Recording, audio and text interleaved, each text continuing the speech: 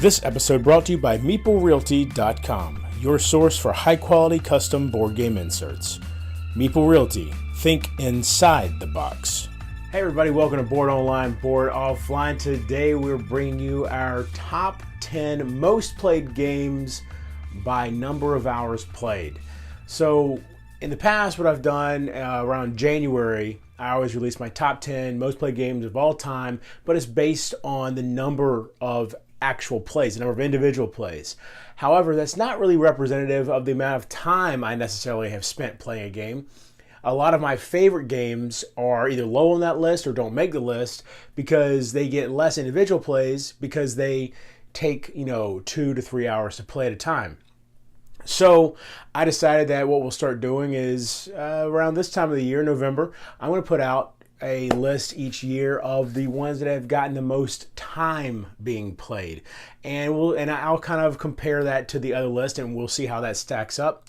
So a few things before we get started. I've got a total of 960 plays of 108 different games and a total of about 662 total hours recorded playing.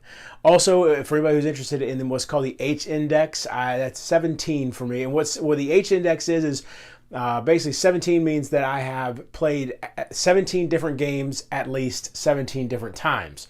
So, it kind of gives you an idea of the variety of lots of plays that you've done in a game. So, if you played, 1,000 different games, but only ever played each one of them once, then you'd have an H index of 1. Or if you played 1,000 different games and you played 3 of them, one of them 100 times, and then 2 more of them 3 times, and the rest of them once, then you'd have an H index of 3. So in this case, my H index is 17. I have no idea what H stands for. It's just, I use the Board Game Stats app, and that's what it's called. And apparently it's a thing because I've Googled it before, H index. So we're going to do our top 20 plus 1 because I like to do around the top 20% of games that I've played, and slowly marching towards that top 100. And like I said, I've played 108 games so far. So we're going to get our top 20 plus 1. And today will be 21 through 11. So let's move right on into number 21. Okay, now numbers 21 through 15 are all recorded in the Board Game Stats app as a tie at 11 hours each. So whenever you see a tie on this list, what I'm going to do is the secondary way that I'm going to organize them is simply the order that I prefer to play the game. So, which ones are my favorites. So moving right on into 21, we have Smash Up. Now, Smash Up is one that my wife doesn't like a whole lot. However, my brother-in-law loves this game. And so whenever we go and see him, a lot of times we'll bring this game, or actually I believe they even purchased their own copy at this point. And so we'll play it with them sometimes. And it's basically a game where you have all these ridiculous, crazy different factions. I mean, we're talking, you've got leprechauns. You've got, in some of the expansions, you've got pretty princesses. You've got sharks. You can combine sharks with tornadoes to make the Sharknado faction. And you take one faction and then a second faction, and you smash the decks together, shuffle them up, and then you play against each other. And you can play up to 4 people. I will say I feel like the game drags a little bit at 4 people, though not terribly if everyone knows what they're doing. I once introduced this game to 3 new people, so it was 4 of us playing, 3 of them brand new. That one took a little bit of time, a little bit more time than I would have liked. But it still could be a lot of fun as the game moves on and more cards are played out. There can be a little bit of math as everybody's figuring out, well, this card does this effect and causes this amount of power because you're trying to take over these different locations that are on the board. And power is the number that determines who has control. And so all the cards are affecting the powers of each other, and different people are taking power away from some people and adding it to somewhere else. And get a little complicated that way. There's like a dozen expansions at this point, and one of my favorite expansions, I don't have it, but it's the one that I probably want to get the most, is I believe called Cease and Desist, where the 4 factions that are included in that expansion are just barely legally different enough from popular IPs to where they don't get sued or something like that. I believe there's a Star Trek faction in there and a Game of Thrones faction. I can't remember what the other two are. Anyway, Smash Up can be a lot of fun. It's my number 21 with 11 hours. Number 20 is Mice and Mystics. Now, this is a game from Plat Hat Games. Jerry Hawthorne is the designer of this game.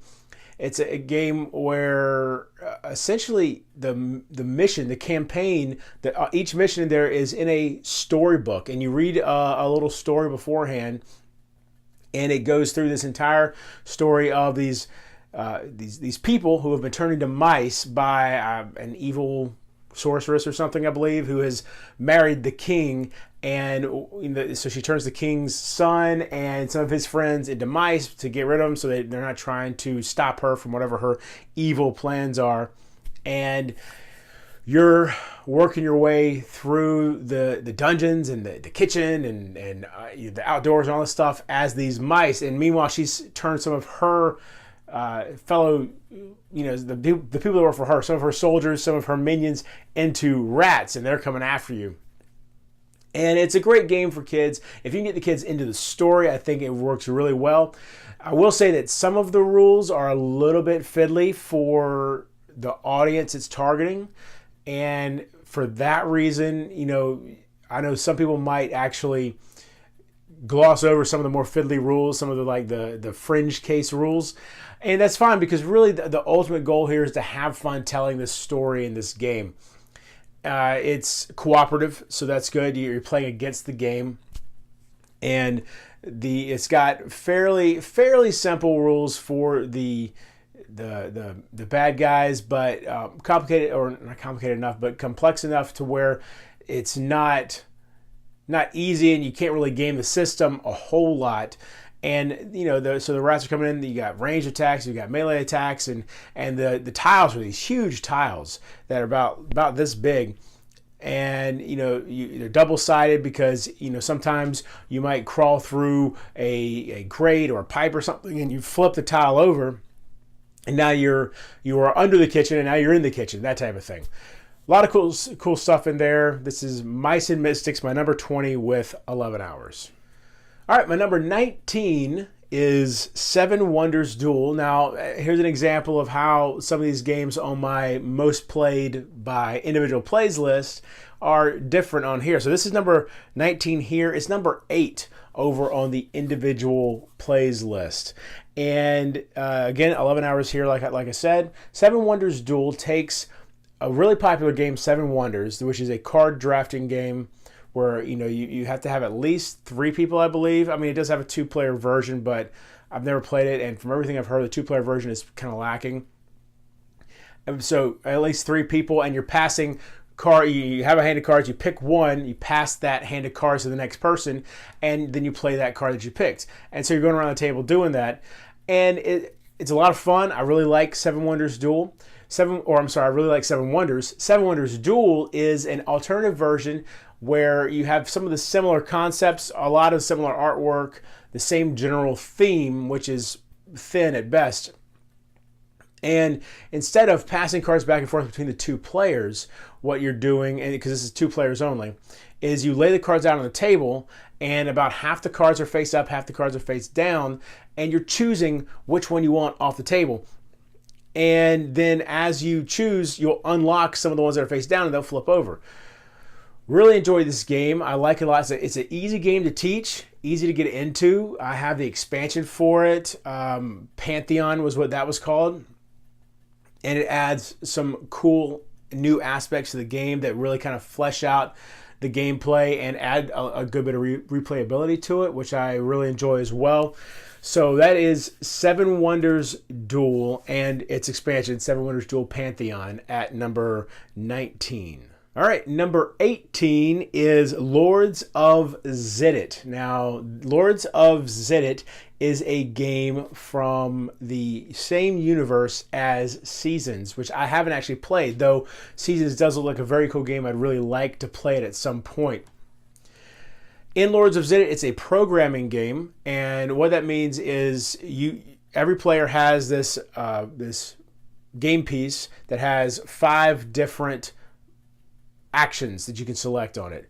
And so at the beginning of your turn, each player is going to select the actions. The actions are basically move or interact or wait. Those are the 3 things you can do. But with the movement, you actually have to choose. There's 3 different colors, black, pink, and blue, I think. And you choose, and those correspond to paths. So every space on the board has 3 different paths out of it. Some of them only have 2, but no more than 3 different paths. And so you choose which color path you're going to take out of the current space you're on. And all the spaces represent cities or towns. And you're going around the board. You're recruiting different like farmers and archers and warriors, priests, and wizards. I think those are the 5 things you can recruit. And so you're recruiting them to then go fight monsters that are also on the board. But the funny thing is, of course, all the other players are on there as well, and they're all programming their movements. So the more players you get, the more likely you're going to run into each other. And when you run into each other, the other person may have already recruited the guy you wanted, so you get a different guy, or you get no guy at all for the recruitment. Or, the monster you're going to fight is no longer in that space, and so that happens. And so there's some funny interactions there. You have to kind of guess what the other people are going to be doing and plan your movement around that based on the turn order. The artwork is fantastic. I love the artwork in this game. The world is just so colorful and very, very creative as far as the monsters go and what the characters look like. They're all riding on these really crazy looking, they're not horses. They're some kind of crazy beast. Each one has a different one too.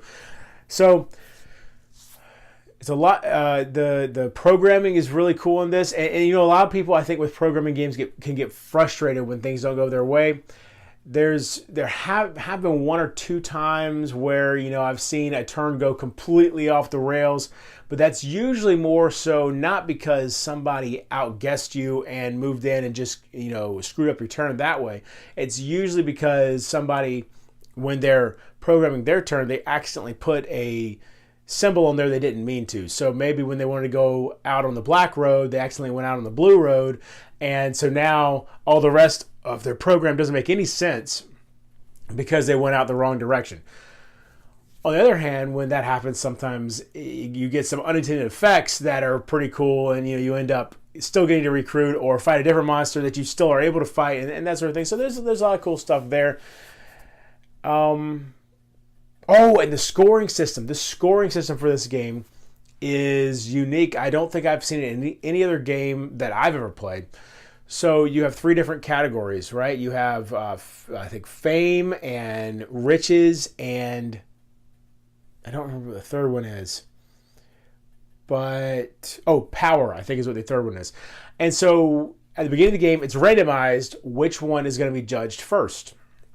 But let's say power is judged. And then what you'll do is you'll see if in a 5-player game, the top 4 people for power, they will move on to the next round, but that 5th person, he's out. He doesn't win. He's out of the game. He can't be judged anymore for the rest of the category. So then let's say riches is the next one. Then you got 4 players left. The top 3 will move on to the next category, but that 4th person's out regardless of what the rest of their score is. And so then you'll move on to fame, I think is what the third one was.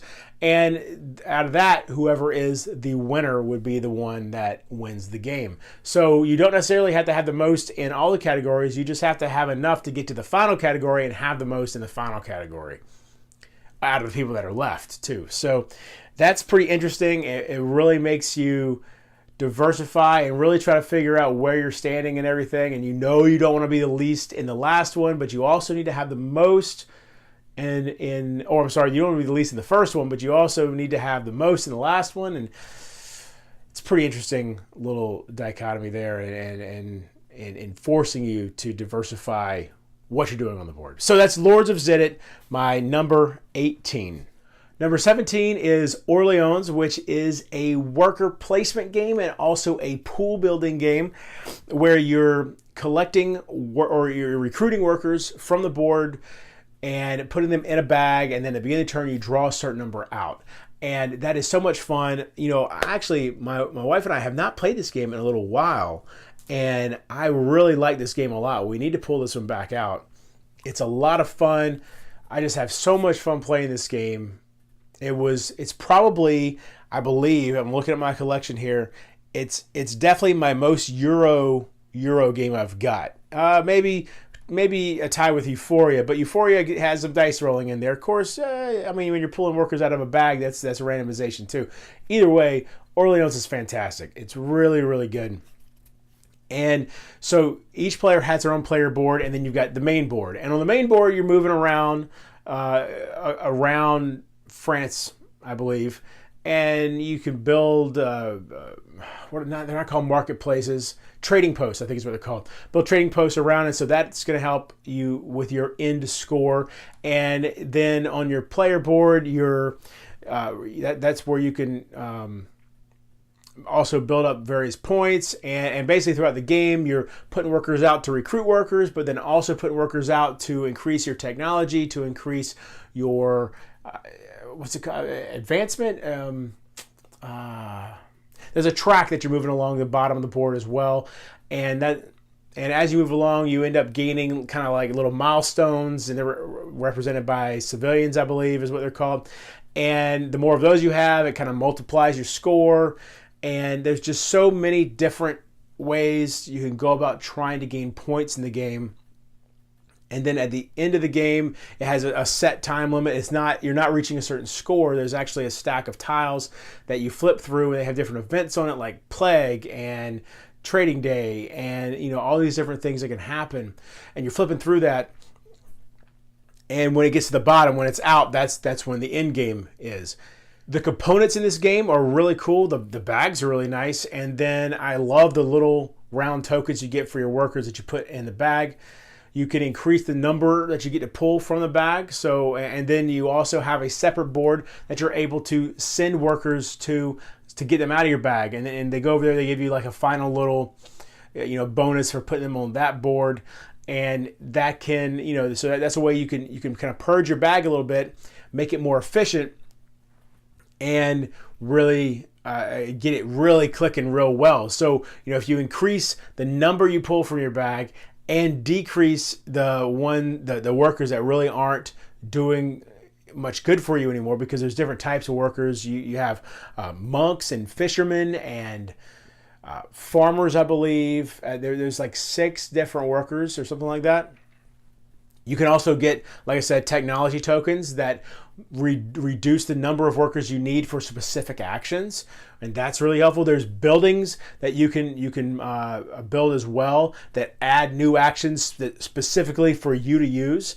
All these things add up to a really, really fun worker placement / pool building game. That's Orleans, my number 17. All right, moving on to number 16, we have a game from Mad Genius Eric Lang. There's 2 Mad Geniuses in my mind in my collection. Only one of them shows up on this list so far, but that's because the other game only recently arrived in my house. So we're not going to talk about that right now. Mad Genius Eric Lang with The Others. Okay, this is a game where the world has basically the 7 sins have manifested in physical form in the world. And so now everything has just fallen into ruin. There's basically one city that is humanity's last hope, and it's called Haven. Pretty apt name, right? Yeah, I'm thinking they changed the name after all this happened.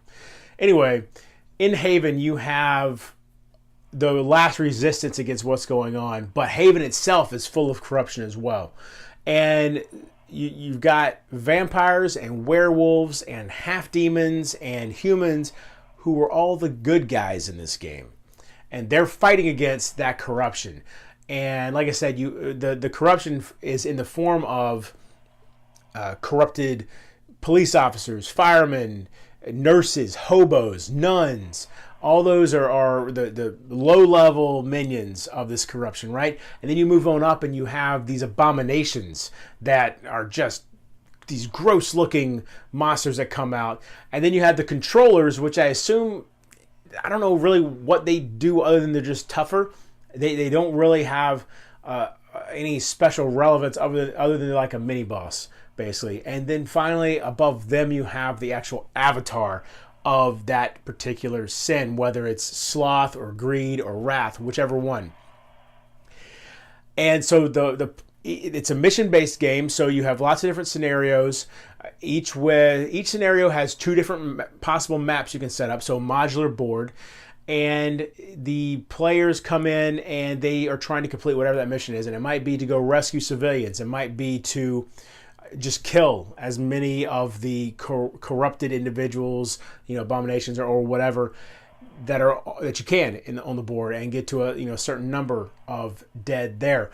Or there's a third type of mission. You've got the cleansing mission, I think, is the other type, where you go around the board and there's corruption tokens or fire tokens and stuff like that on the board. You might be trying to remove those tokens from the board. Different stuff like that. It is a dice fest. The game comes with a bunch of dice, and I thought to myself, oh, fantastic. Look at all these dice. I won't ever need extras. And in fact, I was wrong. Of course, you do need extra dice. And so certain expansions come with extra dice. You can also buy extra dice, whatever. The point is, you roll a lot of dice in this game. And it has the exploding dice feature, which means that you roll that symbol, you roll another dice as well on top of the one you just rolled. So I guess technically speaking, you could possibly always run out of dice no matter how many you've got. And it's a 1 versus many game, so you can have 4 good guys versus 1 bad guy. The bad guy has his own set of dice. The good guys have their own set of dice, and it's just an all-out slug. Oh, that's the cool thing. It's an all-out slugfest. So I've played some 1 versus many games where it felt like the bad guy might need to kind of hold back a little bit. With the others, it feels like if both of you aren't throwing everything you've got at the other one, you're going to lose. You cannot hold back. You have to absolutely go all out and try to slaughter the other person. Now, I'll say this. I've never won this game. Every time I've played it with a couple different people, mainly against my wife, and she slaughters me every time. I mean, it's not. There have been a couple of really close games. I shouldn't say slaughter, but she's beaten me every time. She's really, really good at this game, or I'm really, really awful at this game. One of the two. I'm not exactly sure which way it goes. The artwork is pretty cool. I'd say the artwork on the tiles doesn't really get me going, but I really love the minis in this game. It's from Cool Mini or Not, so you know that the minis are going to be great. The whole concept of the game, I think, is really, really cool. It has a ton of expansions that came out when the game came out because it was a Kickstarter game. I didn't kickstart it. I got it after the fact, so there's just a ton of expansions. I have gotten a few of them. Really enjoyed it a lot. I don't know what else I can say. There's a ton of variety in the heroes if you get the expansions, because when you buy it, you have just the right amount of heroes for the game. You may have 1 extra, but you probably want to get a couple extra hero packs, maybe a couple extra sin packs. That's the others, number 16. Number 15 is our final game with 11 hours, and finally we'll move on to some different number of hours after this, and this is Friday. Now, this is the first, and I still think only game I own that is solo. Yeah, it is the only game that I own that's solo only. It's a small little card game where you are Friday from the Robinson Crusoe books, and this is when Robinson Crusoe is just landed on your island and he's a complete and total moron and has no idea how to survive, and you're trying to help him not die. So you go through, it's a, deck building game, and so you're going to be, purging your deck and adding new cards to it, and it's got this cool thing where when the cards are facing one direction, they are a hazard that you're dealing with. And if you defeat that hazard, you flip the card over, and now it is some sort of benefit to you. You basically are going to run through the hazard deck 3 times. Yeah. So the first time is the green phase, and the hazards are all, they're kind of difficult, but you can deal with them for the most part. And then the yellow phase and the red phase, and each one gets more difficult. And then after you get through the red phase, if you get through the red phase, then you face 2 pirate ships as the final battle of the game. And essentially you're trying to develop, I forget what the points are called, but like survival points or something. I can't remember exactly what, fight points, I think. And each card that you gain will have a certain number of fight points that it's worth, but they also have special abilities that maybe a card has less fight points, but it has a really good special ability on it. And you're going to use all this to, find ways to maybe one of them reduces the amount of fight points you need against the other card, and so that helps you beat it. Or maybe this one doubles the fight points you have on your card, and so that, helps you beat the hazard.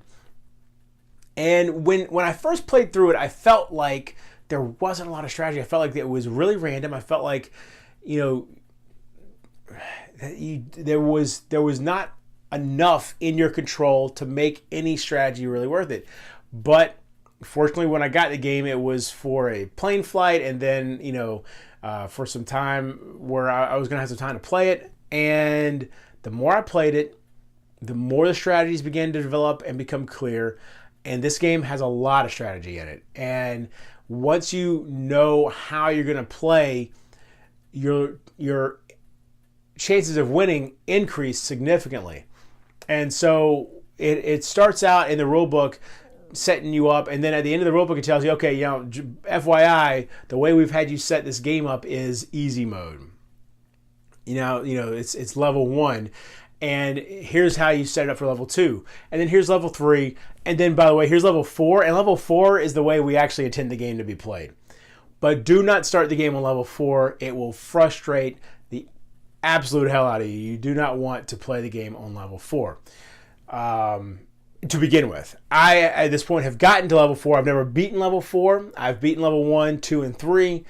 And so I'm at level 4 now, but I still have not beaten it. I'm looking for the day that I finally do. This game really grabs you. At one point, I spent the time for training out of town, so I was at a hotel, and I was hanging out with a buddy, and we would play some other games. But then at night before bed, I'd knock out 2 or 3 games of Friday, because you can play it in about 20 minutes once you really get down how to play it. Anyway, I will say the artwork, don't like the artwork a whole lot. It's a little bit stupid. I'm not a big fan of the artwork, but the game itself is fantastic. Love this game. That's Friday, my number 15. My number 14 is Mansions of Madness First Edition. So this one I spent 13 hours playing, and by the way, anybody that's watched my previous top videos where I've been recording my plays knows that there was a period of time prior to when I recorded my plays. Now I've been recording them for quite some time, since April of 2014, I think, is the first time I started recording, maybe May, somewhere in there.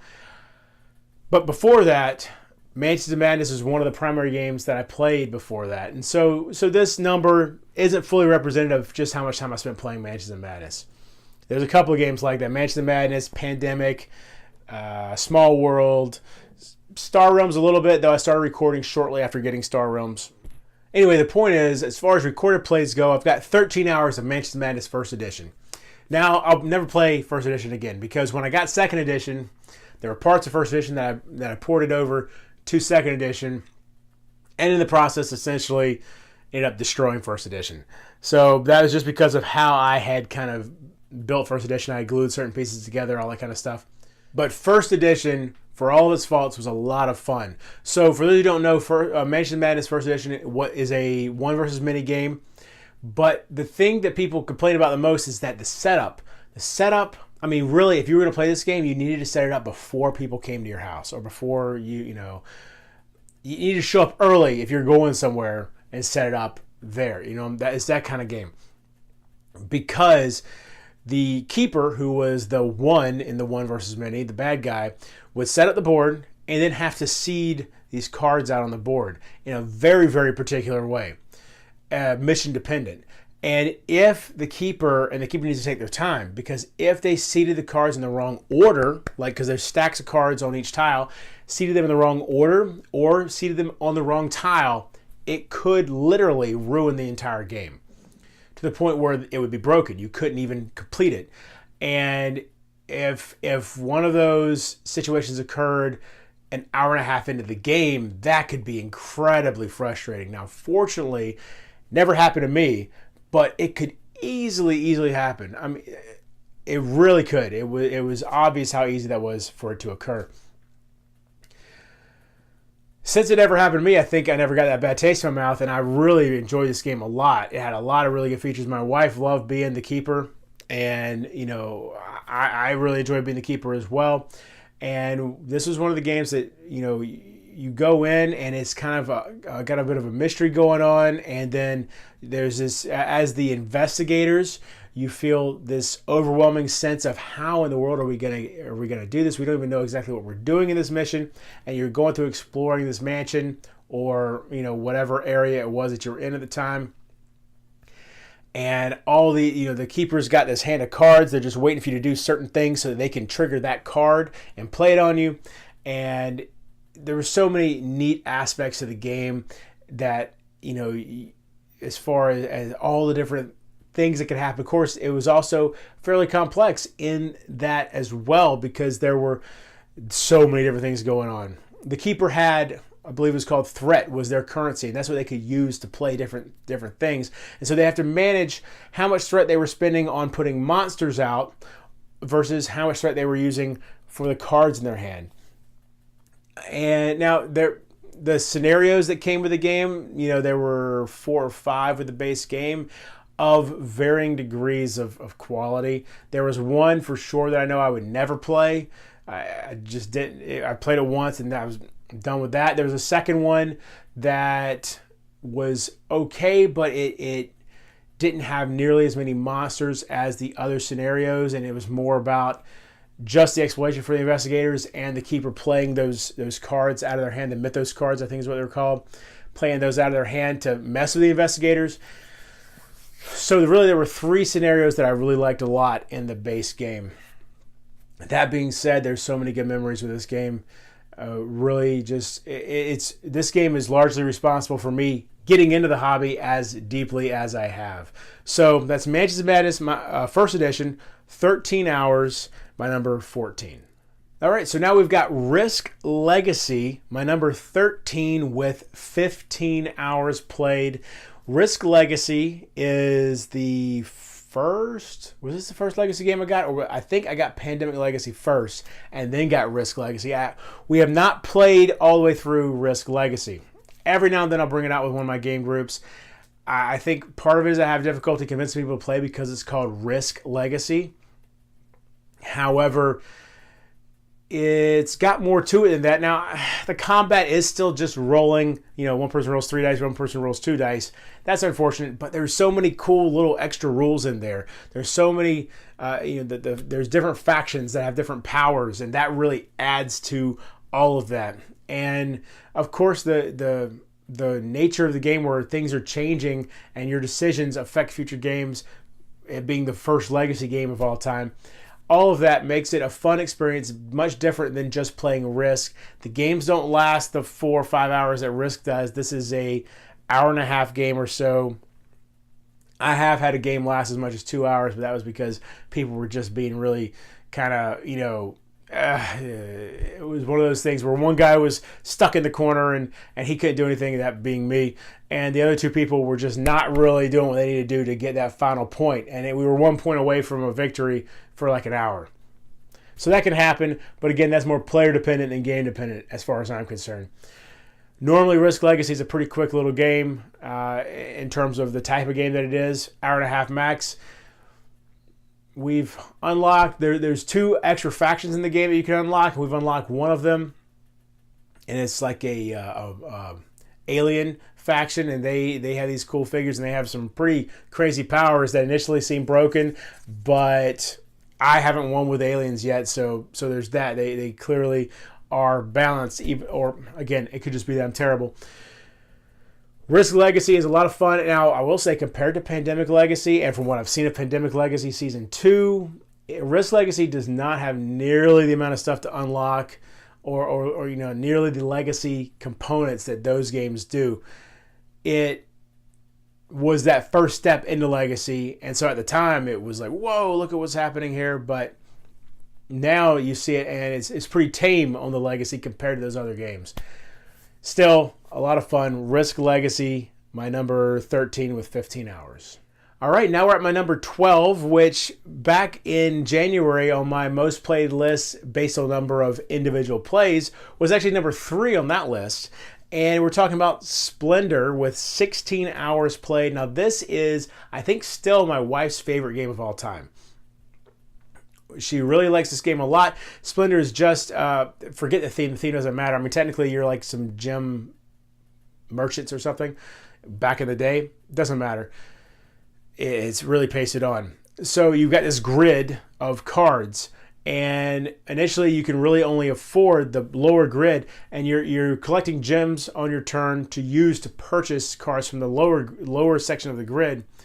And those cards then in turn are going to give you additional gems on your turn. So you collect the physical gems, and you have the extra gems on these cards, which you then combine all that to purchase from the second row, and then eventually maybe the third row. And certain cards, a few of them in the first row will have prestige points. And then all of them in the second row have prestige points. And then in the third row, they have even more prestige points on them than the second row. And as you collect them, there's different colors, I think 5 different colors. And when you get a certain number of colors, then the nobles that are at the top of the board, they'll come and basically give you more prestige points for having collected, all the number, a certain number of colors that they like. And the first person to, I think, 15 wins the game. And that's all there is to it. It plays for us, 2 players, in about 20 minutes, and maybe 30 minutes. And so to get to 16 hours, you can see we've played it quite a bit.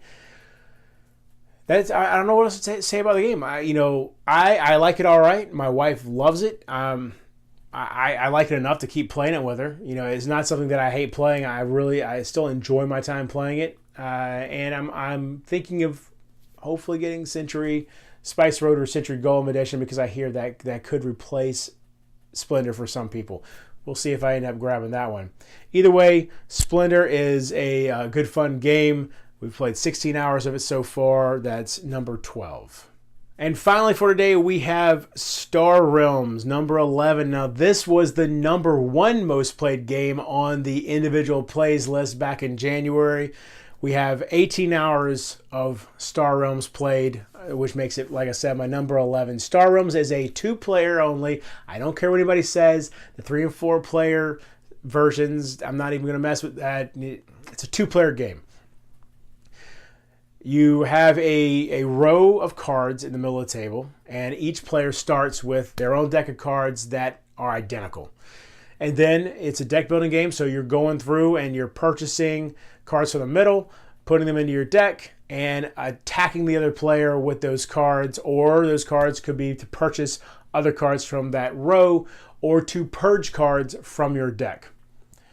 All those options lead to players eventually trying to take down the other one. You both start with 50 life points. It's called authority points in this game. You're trying to reduce the other's authority in the galaxy, I guess. 4 different factions, each one very unique in what they tend to do. The red faction is the one that helps you purge cards from your deck. The green faction is just all-out assault. The yellow faction a lot of times will make the other player discard cards from their hand, which can be really annoying, by the way. I like playing yellow. And then the blue faction, the blue faction is real big on restoring authority to the player. So this game, 15 minutes, usually about how long it takes to play this game. And by the end of the game, you can be throwing some pretty massive combos at each other. A lot of expansions out for this game. I have all of the initial ones that came out. I think they're like 6 months to a year after the game came out, there was some more expansions, and I got all those. But then there's been more since then. But at this point, my deck that we're pulling from is like that big, so I don't have any need for more expansions. Really, really like what we've got going on here. The artwork's really cool. I like the artwork in the game, particularly the green faction, the blob faction has some really cool looking ships and everything. I feel like the iconography in the game is easy to understand. There's no problems there. Super easy game to teach, and a really, really good introduction to deck building, by the way, and it's portable. I've got all the expansions, and they're all sleeved too. I've got all the expansions in a single deck box about this wide and that tall. It's all in there, so I can just take it wherever we go, no problem. That's Star Realms, my number 11, one of my favorite games of all time right there, with 18 hours. Okay, so that's our number 21 through 11. I hope you have enjoyed this video. Like I said before, check the description below if you'd like to purchase any of these games. Be sure to check out our next video where we'll go through our top 10. And until next time, if you're bored online, board offline.